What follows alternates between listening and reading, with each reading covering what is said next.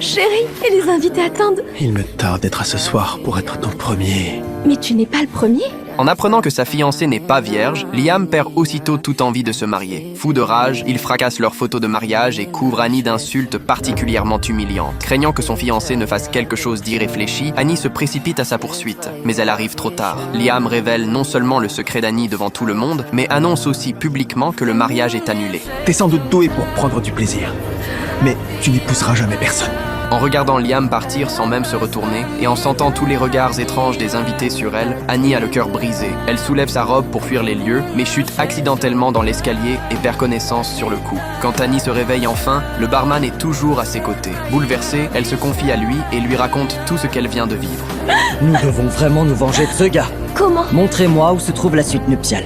Annie pose alors sa main dans celle du barman. Tous les deux se rendent dans la chambre prévue pour les jeunes mariés. Le barman lui commande plein de bonnes choses à manger et à boire. Ils passent un moment à discuter et à rire, et Annie parvient enfin à oublier sa peine pendant un instant. Mais une fois le calme revenu, elle n'arrive plus à retenir ses émotions et fond soudain en larmes. Vraiment romantique que nous étions censés avoir. Doucement, doucement. Tu ne me trouves pas dégoûtante? Je te trouve incroyable. Le lendemain matin, Annie découvre que le barman qui l'a réconfortée la veille a disparu. Elle comprend alors qu'elle s'est fait avoir. C'est à ce moment-là qu'une voix retentit derrière elle. Persuadée que le barman est revenu, Annie se retourne aussitôt. Mais l'homme devant elle n'est autre que Liam. Quoi? Tu t'attendais à ton ex? Je ne m'attendais pas à te voir après hier. J'ai décidé que c'était mieux d'avoir une femme honteusement imparfaite que des ragots sur un mariage brisé le jour du mariage. Alors fais-toi belle, les invités t'attendent. À peine Annie arrive-t-elle en bas qu'une femme vêtue de rouge se dirige droit vers Liam. Je voulais juste te dire que la nuit dernière était inoubliable, comme toujours. Annie reste figée sur place. Elle n'arrive pas à croire que Liam puisse avoir un tel deux poids. Ferme. Les filles comme toi ne devraient pas se plaindre.